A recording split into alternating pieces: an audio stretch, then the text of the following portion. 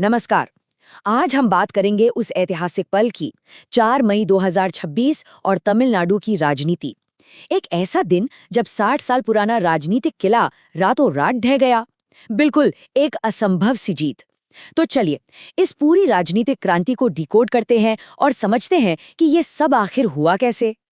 अब सबसे बड़ा रहस्य तो यही है कि कोई ऐसा व्यक्ति जिसके पास सरकार चलाने का जीरो एक्सपीरियंस हो, मेरा मतलब है बिल्कुल शून्य अनुभव, वो भला एक जमे जमाए राजनीतिक साम्राज्य और सत्ता में बैठे मुख्यमंत्री को कैसे हरा सकता है, वो भी पहली ही कोशिश में।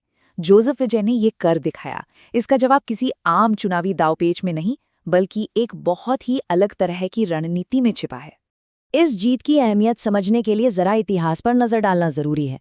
1967 से लेकर पूरे 59 सालों तक तमिलनाडु की राजनीति पर सिर्फ और सिर्फ 2 पार्टियों का कब्जा रहा। सोचिए, 6 दशकों में सिर्फ एक बार 1977 में सिनेमा के ही एक और बड़े आइकॉन एमजीआर ने इस 2 पार्टी सिस्टम को तोड़ा था। और अब सीधे 2026 में विजय ने 108 सीटें जीतकर इस असंभव लगने वाले काम को फिर से मुमकिन कर दिया है। ये कोई छोटी बात नहीं है। इस पूरी पहेली को गहराई से समझने के लिए हमें इस राजनीतिक माहौल को एक बिजनेस मार्केट की तरह देखना होगा। देखिए, तमिलनाडु भारत का दूसरा सबसे अमीर राज्य है। आबादी भी यूनाइटेड किंगडम से ज्यादा है, लेकिन इसका जो पॉलिटिकल मार्केट था वो पूरी तरह से ठहर चुका था। एक तरह का स्टैग्नेशन आ गया था। एक इतनी विशाल अर्थव्यवस्था जो एक ऐसे एकाधिकार, एक ऐसे मोनोपोली में फंस गई थी जहां लोगों के पास कोई नया विकल्प ही नहीं बचा था। एक बड़े बदलाव की सख्त जरूरत थी।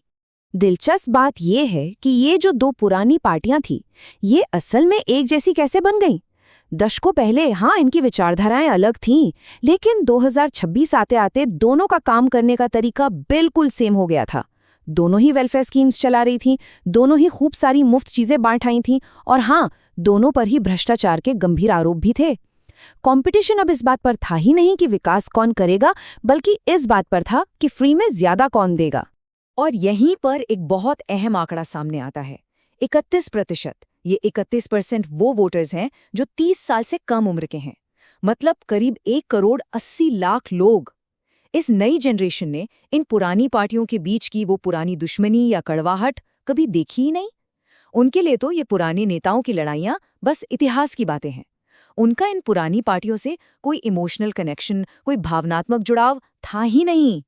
तो होता क्या है कि जब पुराने और एकदम सेट हो चुके ब्रांड्स खुद को एक दूसरे से अलग साबित नहीं कर पाते, तो एक खाली जगह बन जाती है, एक वैक्यूम क्रिएट हो जाता है। जब दोनों पुरानी पार्टियों के घोषणा पत्रों में कोई खास फर्क नहीं बचा, तो वोटर्स ने बस एक तीसरा ऑप्शन खोजना शुरू कर दिया। ये बिल्कुल वैसा ही है जैसे जब उबर और ओला दोनों एक जैसी सर्विस देने लगे, तो रैपिडो को अपनी जगह बनाने का एकदम सही मौका मिल जाता है। लेकिन एक बात तो साफ है, सिर्फ जगह खाली होने से चुनाव नहीं जीते जाते। जमीन पर काम करने के लिए एक सॉलिड नेटवर्क चाहिए होता है, और यहीं एक बहुत ही गजब की सच्चाई सामने आती है।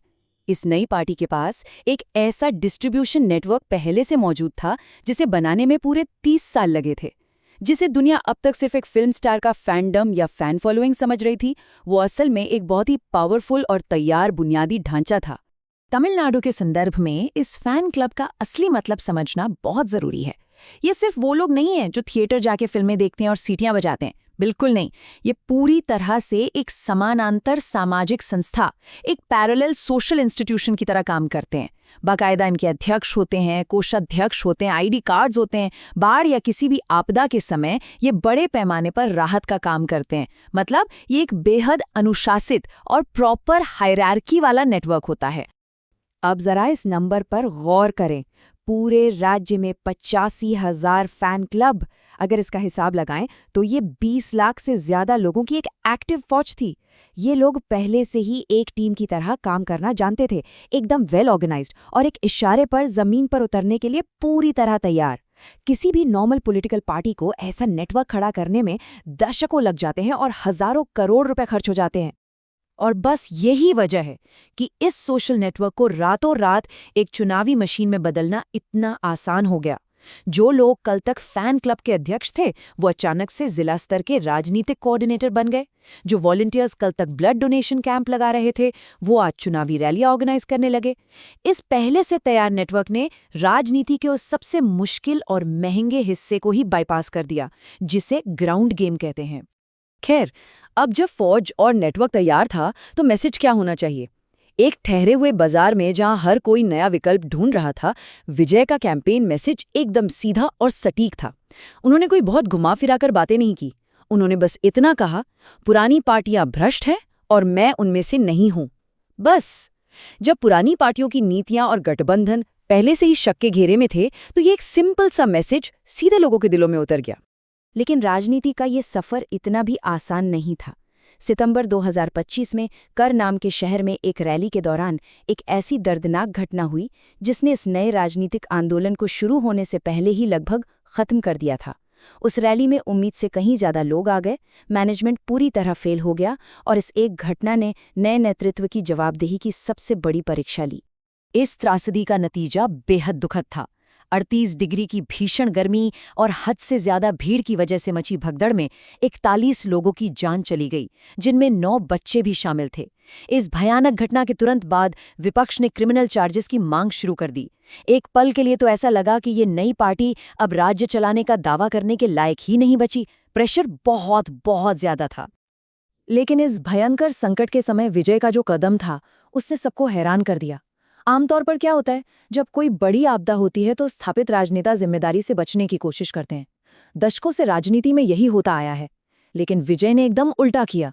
उन्होंने सीधा कैमरे के सामने आकर बिना किसी लाग लपेट के पूरी जिम्मेदारी ली, पीड़ित परिवारों से जाकर मिले और खुद अपनी पार्टी के फंड से मुआवजा दिया। इस एक ट्रांसपेरेंट कदम ने जनता के मन में उनके लिए ट्रस्ट यानी विश्वास को और भी गहरा कर दिया। इस पूरे कैंपेन और जनता के भरोसे का अल्टीमेट रिजल्ट इस रिकॉर्ड तोड़ आंकड़े में साफ देखा जा सकता है। 85.1% मतदान। ये तमिलनाडु के इतिहास का सबसे बड़ा वोटर टर्नआउट था। देखिए, जब वोटर्स इतनी बड़ी तादाद में अपने घरों से बाहर निकलते हैं तो उसका सीधा सा मतलब यही होता है कि वो बदलाव के लिए पूरी तरह से मोटिवेटेड हैं। इस नई पार्टी के लिए ये एक बहुत बड़ा जनसमर्थन था। पर सच्चाई ये है कि चुनाव जीतना तो सिर्फ आधी लड़ाई है। असली पिक्चर तो अब शुरू होती है। एक सक्सेसफुल इलेक्शन कैंपेन से बाहर निकलकर असल में सरकार चलाने की कठोर वास्तविकता का सामना करना। बाहर से जो काम बहुत आसान लगता है, कुर्सी पर बैठने के बाद वही काम बहुत ही कॉम्प्लिकेटेड हो जाता है। अब जरा इस सबसे बड़ी विडंबना को देखिए। उनके पास 108 सीटें हैं, जो बहुमत के 118 के जादुई आंकड़े से 10 कम हैं। इसका मतलब सरकार बनाने के लिए शायद उन्हें उन्हीं पार्टियों के साथ गठबंधन करना पड़े जिन्हें वो कल तक भ्रष्ट बता रहे थे। दूसरी बात, किसी भी सरकारी पद का पहले कोई अनुभव ना होने के कारण इस जटिल ब्यूरोक्रेसी और नौकरशाही को संभालना एक बहुत बड़ी चुनौती होगी। और सबसे अहम बात, उनके चुनावी वादों की कीमत, जो राज्य की अर्थव्यवस्था पर एक बहुत भारी बोझ डाल सकती है। जिस नई पार्टी ने पुरानी पार्टियों के मुफ्त उपहारों का इतना विरोध किया, उसने खुद इतिहास का सबसे बड़ा फ्रीबी मैनिफेस्टो जारी कर दिया।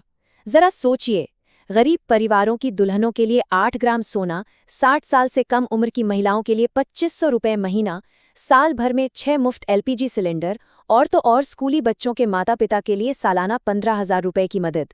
स्वतंत्र आर्थिक विशेषज्ञों का साफ मानना है कि इन सब योजनाओं का खर्च राज्य के खजाने पर सालाना 10,000 करोड़ का पड़ेगा, जो लॉन्ग टर्म में इकोनॉमी के लिए एक बहुत बड़ा रिस्क हो सकता है।